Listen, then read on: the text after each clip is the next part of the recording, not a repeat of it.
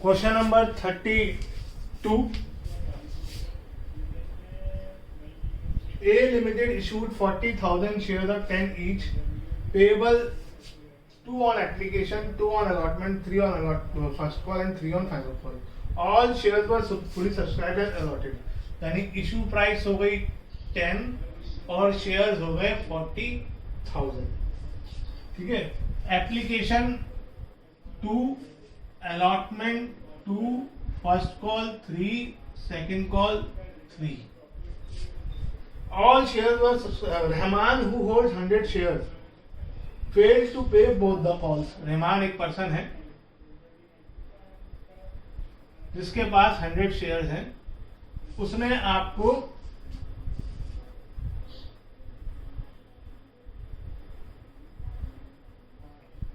दोनों कॉल्स नहीं दी और उसके शेयर फॉरफीट कर लिए गए. पहला अमाउंट लिख लेते हैं 300 और ये फॉरफीट हो गए. उसके बाद बताया है these share were reissued to Masood. अभी रीइश्यू पहली बार आ रहा है तो रीइश्यू जो है वो हम टेबल में नहीं लिखेंगे, उसको हम लास्ट में एंट्रीज में ही देखेंगे.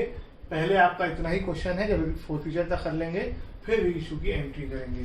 जनरल एंट्री का फॉर्मेट बनाओ. In the books of A limited,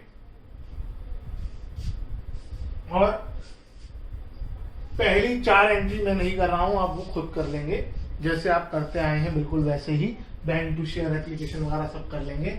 मैं सीधा फर्स्ट कॉल से स्टार्ट कर रहा हूं. मैं थोड़ा फॉर्मेट में नहीं कर रहा हूं ताकि क्वेश्चन कम जगह में ही पूरा हो जाए. फॉर्मेट में नहीं काम कर रहा हूं मैं, आप फॉर्मेट में काम करेंगे.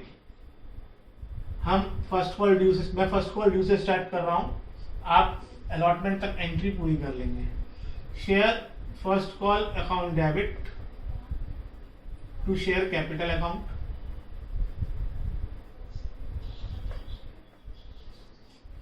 $40,000 शेयर है. फर्स्ट कॉल 3 रुपीज की है. 1,20,000 being first call made due. लेकिन फर्स्ट कॉल के पैसे सब नहीं दे रहे हैं. एक पर्सन मेहमान है जो पैसे नहीं दे रहा है. नाम इंपॉर्टेंट नहीं होता है. किसी किसी क्वेश्चन में नाम दे दिया जाता है और किसी किसी क्वेश्चन में नाम नहीं दिया जाता. हम एंट्रीज में कहीं भी नाम नहीं लिखते हैं. उस पर्सन को की जगह हमने कॉल्स इन एरियर्स लिखा है. क्यों नहीं लिखा उसका नाम? क्योंकि वो शेयर होल्डर है. ओनर का नाम अकाउंटिंग में कहीं भी नहीं लिखा जाता. To share first call account, यहाँ पे आ जाएगा 1,20,000 ऊपर वाली एंट्री से. कॉल्स इन एरियर्स में 300 और बाकी बची अमाउंट 119,700 बैंक में आ जाएगी. Being first call money received except for 100 shares. फिर सेकंड कॉल ड्यू करो, और क्योंकि आखिरी कॉल है, second and final call account debit to share capital account. अभी भी 40,000 शेयर है. सेकंड कॉल भी 3 रुपीज की है तो अमाउंट तो वही आ जाएगी जो ऊपर वाली एंट्री में थी. Being second call made due. अब जब आप रिसीव करोगे तो फिर रहमान के पैसे नहीं आ रहे हैं. Bank account debit calls in arrears account debit to share second and final call. यहां पर ऊपर वाली एंट्री से अमाउंट कॉल्स इन एरियर्स कितना है? सेकेंड कॉल पे 300 रहमान का, और वही अमाउंट पिछले क्वेश्चन जैसी, पिछली एंट्री जैसी, यहाँ वाली बैंक वाली जैसी सेम अमाउंट आ जाएंगी. Being second call money received except for 100 share. अब क्वेश्चन कह रहा है कि रहमान के शेयर फॉरफीट कर दो. जब शेयर फॉरफीट करेंगे तो शेयर कैपिटल अकाउंट डेबिट हो जाएगा.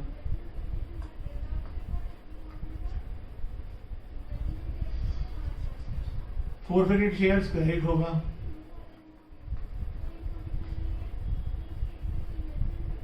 Calls in arrears account credit होगा. किसके शेयर फॉरफीट कर रहे हैं हम? रहमान के. Being 100 share forfeited.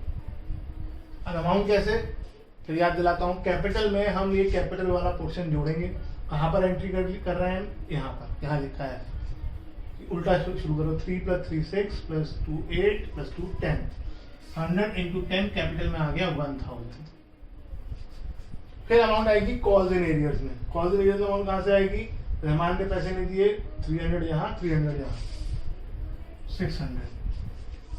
पीछे से जोड़ना, यहाँ से जोड़ना गलत है, अभी आगे क्वेश्चन बढ़ोगे धीरे धीरे लेवल बढ़ता रहेगा। और फोरफिटेड शेयर में 400, यहाँ से जोड़ना गलत क्यों है, क्योंकि ये एंट्री किसी एक जने के लिए नहीं है, इसमें दूसरे पर्सन के भी कॉल्स एंड एरियर्स हो सकते हैं, लेकिन हम यहाँ पर एक जने के ही कॉल्स एंड एरियर्स हैं, तो उसी के हिसाब से एंट्री करनी है। अब फोरफिट हो गया, यहाँ तक तो हमने पहले भी किया गया था। अब हमें क्वेश्चन में कहा गया है कि हमने ये जो फोरफिट किए थे शेयर, ये रीइशू कर दिए किसी मसूद को। तो जब हम रीइशू करेंगे तो बैंक अकाउंट डेबिट और एक लाइन छोड़ देंगे टू शेयर कैपिटल अकाउंट, क्योंकि अभी हमें नहीं पता कि एट पार इशू किए गए या एट प्रीमियम या एट डिस्काउंट, क्योंकि तीनों के लिए अलग अलग सिचुएशन। एट पार किए तो यही एंट्री आएगी, एट प्रीमियम किए तो 2 में प्रीमियम आ जाएगा, वो यहाँ लिख देंगे छोटी भी लाइन में, और अगर डिस्काउंट पे किए तो डेबिट में फोरफिटेड शेयर आ जाएगा।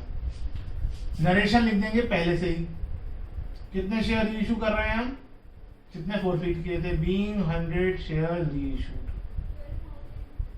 अब यहाँ पर 2 अकाउंट है, आपको हमेशा रीइशू के साथ इन दोनों की अमाउंट बता रखी होगी, लेकिन अगर आपने रीइशू की एंट्री पढ़े तो आपको एक ही अमाउंट बताइए, पढ़े ध्यान से।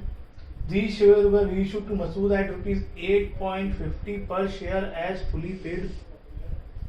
दूसरी अमाउंट तो कोई है नहीं, दूसरी अमाउंट है, दूसरी अमाउंट के लिए उन्होंने नंबर ना लिख के लिख दिया फुल।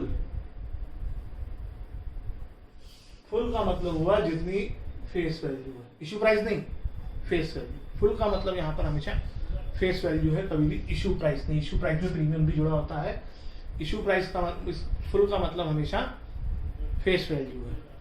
जितना भी पेड अप वर्ड पेड करने के लिए कहा है उतना कैपिटल में आएगा। इस सेंटेंस का मतलब हुआ कि मसूद से कहा कि आप मुझे एक शेयर के लिए 8.5 रुपए दे रहे हैं, 8.5 रुपीज, 8.50, और हम मानेंगे कि आपने 10 रुपीज दे दी है, 10 पेड अप माना जाएगा। क्योंकि अगर मैं ये बात नहीं बोलूंगा, मैं उससे कहूंगा कि आप मुझे 8.5 रुपए दे दो, उसने दे दिए, कुछ दिनों बाद में कहूंगा ये शेयर 10 रुपए का था, 1.50 और दो। तो इसलिए ये बताना जरूरी है शेयर होल्डर को रीइशू करते वक्त कि पेड अप कितना है। अगर वो कहते कि 9 रुपीज पेड अप है तो 1 रुपया आप उससे बाद में मांग सकते हो, और जब लिखा हो फुली पेड अप है तो इसका मतलब आप और पैसा उससे नहीं मांगोगे, फुल पेमेंट हो गई, चाहे आपको रिसीव कितना भी हुआ हो।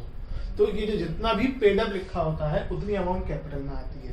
क्वेश्चन में लिखा है फुली पेड, तो कैपिटल में फुल मतलब फेस वैल्यू 10 रुपीज के हिसाब से कैपिटल में आ जाएगा 100 × 10।